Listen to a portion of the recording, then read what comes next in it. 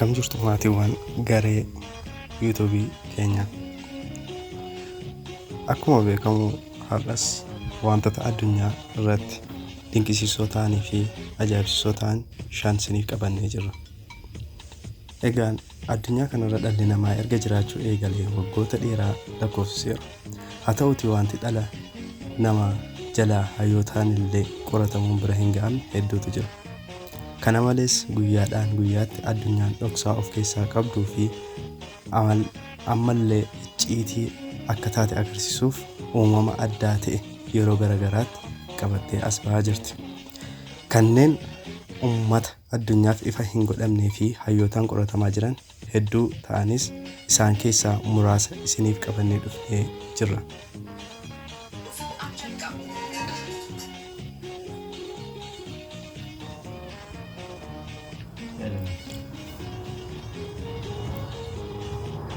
Akkam jirtu maatii yuutuubii keenya.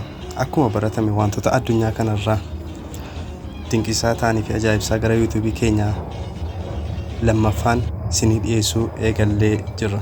Isinis hiriyoottan keessan affeeruu fi sheer gochuun waliin dinqisiifadhaa. Sagantaa Siinan shan jedhu isiniif jabaa jenna. Kanneen subscribe hin goone gochuun koomentii jalatti yaada nuuf kaa'uuf fi wanta isiniif akka dhiyaatu feetan nuuf barreessuu akka hin daganne. Viidiyoo kana like gochuun keessan mirkaneeffadhaa. Subscribe gochuun isinirraa eegama.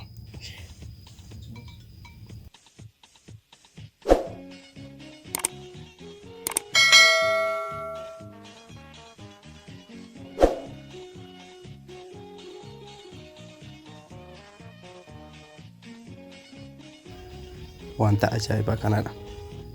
Isinoo beektu laata? Silence Zone jedhamuun kan beekamu gammoojjii Meeksikoo keessatti argama. Naannoo kana keessatti raadiyoon kamillee hin dalagu. Neetwoorkiin hin jiru. Koompaasii lafarra yoo keenya hin dalagu.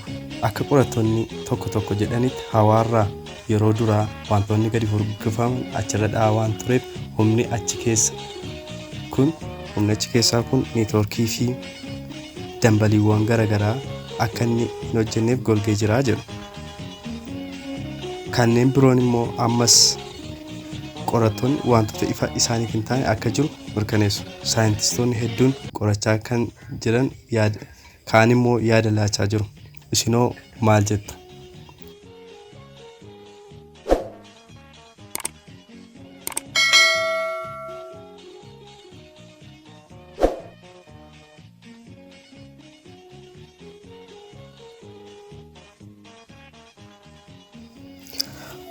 Ardiilee addunyaa 7 jiran keessaa Antaarktikaa irratti qofa kan hin argamne fi jiraachuu hin dandeenye reeptaalotaaf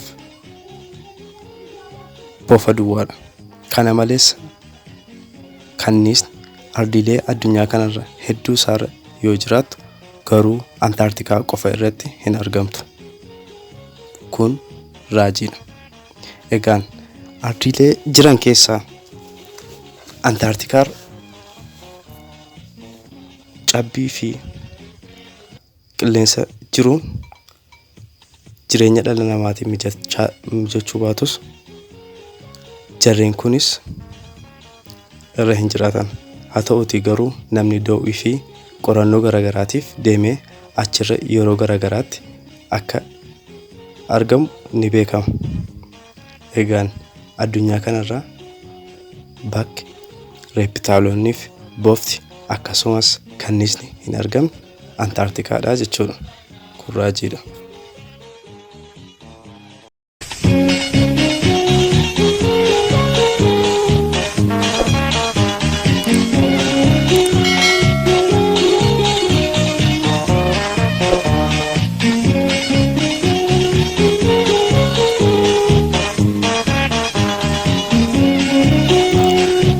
Marsaalee addunyaa tokko irratti kanneen odeessamaa jiran marsaa sadaffaa yookaan immoo sadaffaa irratti isiniif dhufeen jira.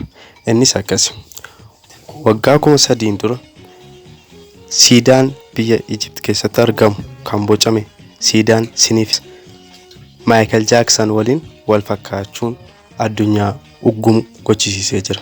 Egaan Michael Jackson weellisaa fi mootichi muuziqaa hip hop fi siidaansinifiksi wal fakkaachuun barroota amma kana gidduu garaagarummaa jiru adda hin godhuure. Kunis anaan na dhibeera.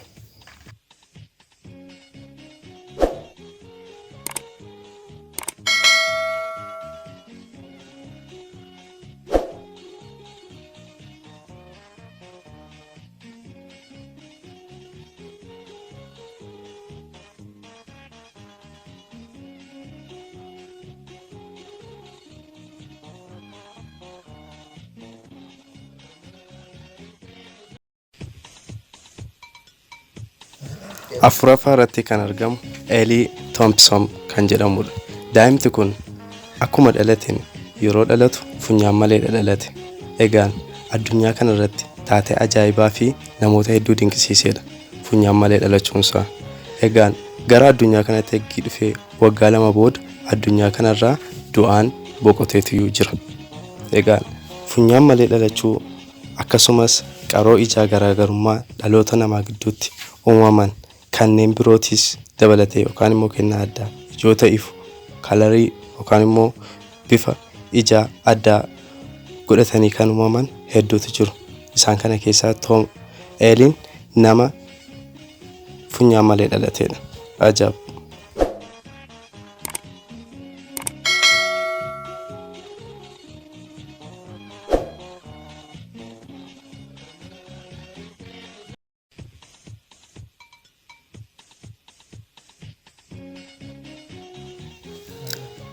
Taanee Kaanataa jedhamti. Egaan bara 1903 kan dhalatte yeroo taatu yeroo waraana addunyaa tokkoffaa umriin ishee 11 kan ta'ee fi ammas yeroo waraana addunyaa lammaffaa waggaa 36 yeroo taatu kan isheen dhalatte biyya Jaapaanitti. Egaan waggaan ishee 118 yeroo ta'u dubartoota yookaan immoo namoota addunyaa kanarra jiran keessaa nama umriin ishee dheeraa yookiin immoo hangafa namoota addunyaa irra jiranii ta'uun kan beekamtudha. Diniq.